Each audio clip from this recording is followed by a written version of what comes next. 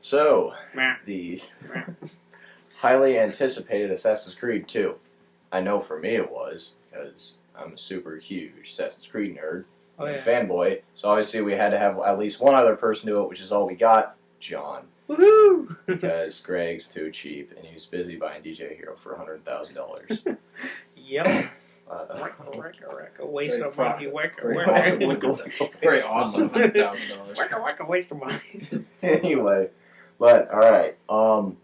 I know you noticed it too, but it's just like almost a completely different game. It does feel like for the better, for sure. Yeah, a lot better. I mean, it's not even like just literally the style of the game itself is different. I mean, it took me a while to kind of get used to it because obviously, like I said, I love the first one so much. Like, I didn't even notice that repetitiveness that everyone bitches about. Right. But which I did. Yeah, I know. But even then, still, I mean, but when I played this, it took me a while. But after a while, I love this game. I mean, it is great. It's definitely a much needed sequel to the first one.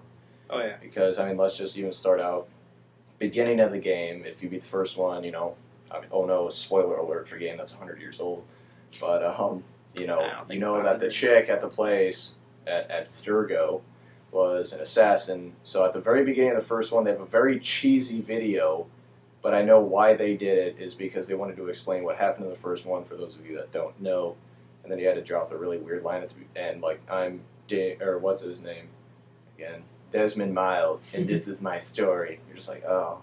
Yes, I'm not a douchebag. This is my story, not this guy's story. But anyway. So, in the time frame of the first and the second, Lucy got a facelift. Yeah, and some other stuff. She took off some clothes, apparently. She looks totally different. Yeah, she does, but whatever. It's like, who the fuck is this lady? Yeah. I'm like, oh, it's her from the first. Oh. Yeah. So anyway, long story short, you escape, you learn about stuff, and you make it to the new hideout with your new best buddies, which is the assassins. Yes. So, but then basically right from there, you kind of they tell you about what's going on and whatnot. For like 5 seconds, then you jump in the Animus. Yeah, and obviously not to ruin any story elements because there are some really neat stuff though that you learn about. Yeah. Like the plot of outside the Animus of what's going on between current day assassins and Templars. But so anyway, you get into the game, and just to let you know, if you haven't watched those videos yet that Ubisoft did, I can't even think of what they're called, like the Lineage videos, I think they called them. But just they're like the 15-minute shorts that they actually did for, it's like pre-Assassin's Creed 2. It does explain a lot what happens at the very beginning of Assassin's Creed 2. So if you want to watch them, if you don't have to, whatever. Anyway. Not going to miss anything out? Yeah. I didn't watch them. It's just, it explains some of the characters at the beginning. And, okay.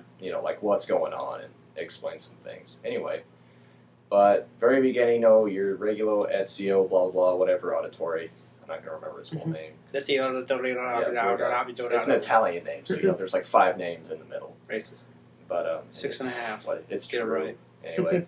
But at the very beginning, actually for a while, a fairly long while at the beginning of the game, it's all fist fighting.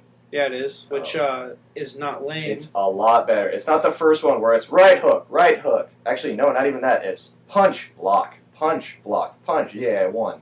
This one, there's an actual grapple system. Yeah, which is you have like headbutts and kneeing and like gut shots and stuff, and so a lot of fun with that. Tie it together, headbutt him, punch him in the gut, knee him in the face. Yeah, and then they drop and stuff, and you can like gangster stomp them, curb stomp right in the dick, right in the nuts or whatever.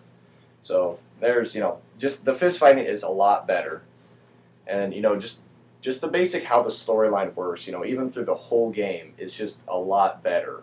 Again, for those of you that obviously hated it, which is like 90% of you, that the repetitiveness is gone entirely. Yeah, there is like have not gotten bored yet. Yeah, which is crazy. Exactly. Just the storyline. There's just some missions that are minor, some are really huge and important. There's even a lot of like really interesting, huge epic moments, even at like the beginning of the game, along the storyline in the middle, and especially at the end. But yeah, just there's always extra things to do. They added in a lot of extra little mini missions, like you can go up the beat 'em up events, which are always the same thing, but still they're fun.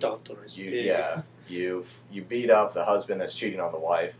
get to kick his ass, and then he apologizes. Although I know the last one I did is really Jewish because it's an actual like city guard with like, a weapon. That was the second one I did, and he got his ass whooped for talking shit. Yeah, it is funny though because then you're like, oh, I'll just stab. No, I can't.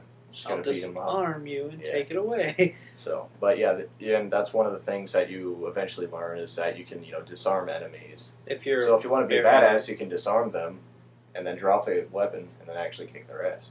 Yeah, but be careful because they'll pick it right back up and stab you in the ass. It up again. Yeah, exactly. But one cool thing I noticed, like in the first one, you learn the simplest skills at the very end of the game. Like they were very spread out. This one. Like, if you're falling, pressing B to grab a ledge, you know right from the beginning of the game. Which is very helpful. Yeah, very helpful. Always, it's not even like just falling straight down. Like, if you leap across, like a street, and then you thought maybe something was closer, or, just hold B when you're jumping. Just hold B, because even if you fall, like, 20 stories, as long as you grab that one ledge, you'll be fine. Right before the ground? No damage.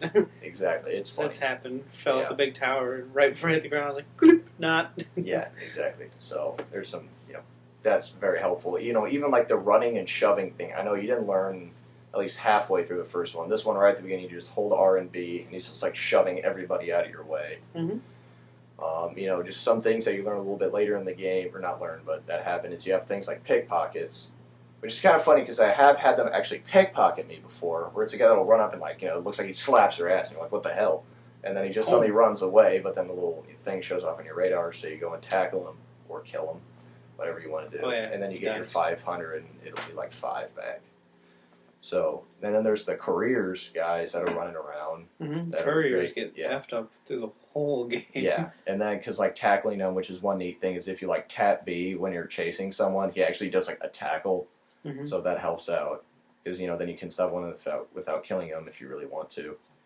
But, yeah.